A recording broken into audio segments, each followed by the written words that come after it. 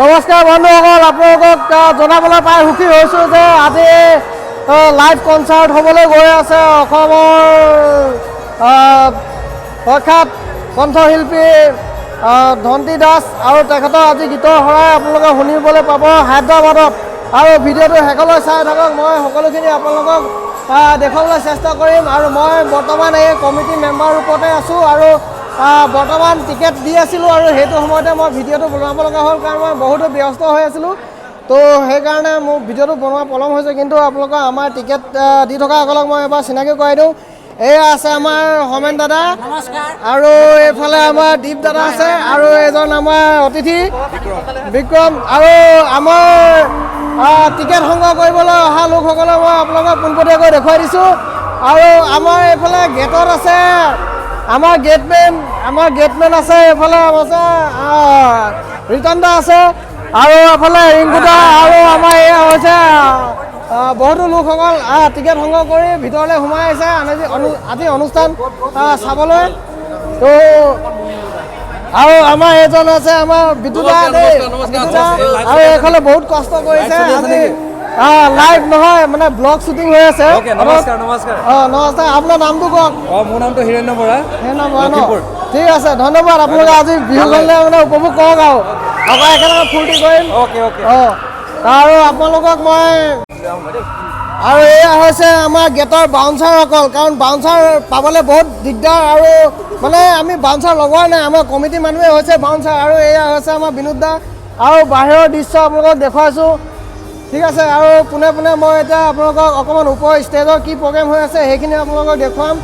তো এনেকুৱা হৈছে, এইটো আমাৰ টংকেশ্বৰ দাদা, 9টা বাজি পাৰ হ'ল তেখেত, কিন্তু এতিয়া আমাৰ কণ্ঠশিল্পী ধন্তী দাস এতিয়ালৈকে আহি পোৱা নাই, আৰু এখেতৰ অকণমান পলম হ'ব পাৰে, আৰু আপোনালোকক মই ওপৰৰ কিছু অংশ দেখুৱাবলৈ চেষ্টা কৰিম। ঠিক আছে, আৰু এইফালে আছে আমাৰ দিব্য, আৰু এই চাওক মই ওপৰলৈ পালোহি, আৰু ইয়াত বিহুৰ বহু লোক আজি অনুষ্ঠান উপভোগ কৰিবলৈ গোট খাইছে, আৰু এয়া হল ঠিকে পাইছেনে?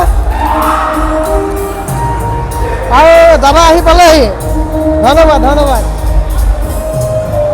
এইফালে আমাৰ মুখাধ্যক্ষ ৰাজু দা, এইফালে আছে গোপাল দা, আমাৰ সকলো কমিটিৰ মানুহ আজি উপস্থিত। আজি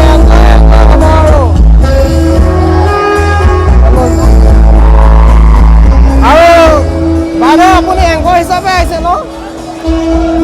আপোনাৰ নামটো কি আছিলে? মনমি বৰঠাকুৰ। আৰু আজি আপুনি নাইটত আজি আৰু অকণমান কিবা কিবি ক'বহি আৰু ন? মইতো কৈয়ে আছোঁ অথনিৰ পৰা। আৰু হায়দৰাবাদত এইবাৰ মোৰ প্ৰথম এনেকুৱা প্ৰগ্ৰেম এটা হৈ থকা, আজি মই কমিটি মেম্বাৰ। আপোনালোকে আজি আহি পালে বহুত শুভেচ্ছা, ধন্যবাদ দিছোঁ আমাৰ কমিটিলৈ। ঠিক আছে, আৰু এতিয়া আমাৰ কণ্ঠশিল্পী আহি পোৱাত পলম হৈ আছে। আৰু কেনেকুৱা হৈছে?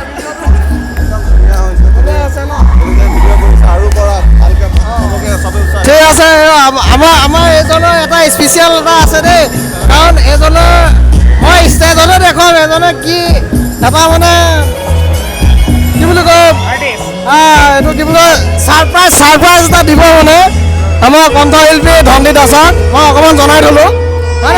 আমাৰ ডিৰাজ নাটকৰ যিটো চেনেল আছে সেইটো সকলোৱে ছাবস্ক্ৰাইব এণ্ড লাইক কৰিব বুলি সকলোকে আশা থাকিল, আৰু মই ষ্টেজত এটা ছবি আঁকি দিম, সকলোৱে চাব বুলি আশা থাকিল।